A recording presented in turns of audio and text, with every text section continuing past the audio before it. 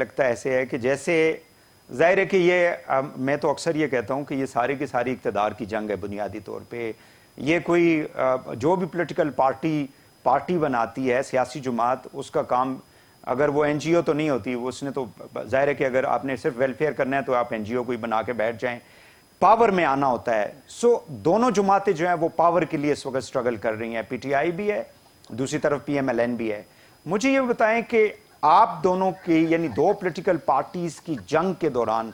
ایک کہتا ہے جی ہمارے خلاف غلط پرچے ہوئے ہیں, دوسرا کہتا ہے جی اسمبلی کے اوپر حملہ ہو گیا ہے, اور جب حملہ ہوا تھا اس وقت جو اشارے کیے تھے عثمان بزدار صاحب نے, پرویز الہی صاحب نے, وہ ساری دنیا نے دیکھے ہیں. وہ مطلب مورلی کیسے کوئی بھی اس کو پولیٹیکل پارٹی سپورٹ کر سکتی ہے؟ مجھے یہ بتائیں کہ where is the public in all that battle جو کہ دو جماعتوں کے درمیان ہو رہی ہے؟ اچھا دیکھیں, میں آپ کو تھوڑا سا اس میں ایک بات کی وضاحت کر دوں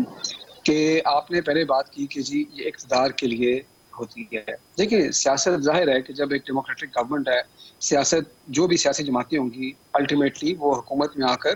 اپنے ایجنڈا کو, اپنے نظریے کو فروغ دینا چاہیں گی. لیکن سیاست اور نظریے کا تعلق ہوتا ہے, کہیں زیادہ ہوتا ہے کہیں کم ہوتا ہے, لیکن کچھ نہ کچھ ہوتا ہے. اور اگر سیاست میں سے آپ نظریے کو بالکل نکال دیں گے تو پھر سیاست جو ہے وہ صرف اور صرف ایک کمرشل انٹرپرائز بن جائے گا, اس میں پھر اور کچھ نہیں بچے گا. اور میں آپ کو بتاؤں کہ جب 12-13 جماعتیں جنہوں نے 30 سال 40 سال ایک دوسرے کی مخالفت کی ہو,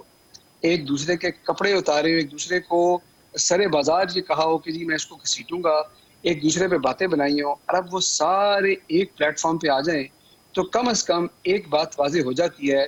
کہ سیاست میں سے ان کی جو نظریہ ہے وہ نکل گیا, مکمل طور پہ نکل گیا. کیونکہ اگر نظریہ ہوتا تو کہیں نہ کہیں تو گراؤنڈ ہوتی. آپ اپنے پچھلے 30-40 سال کا ماضی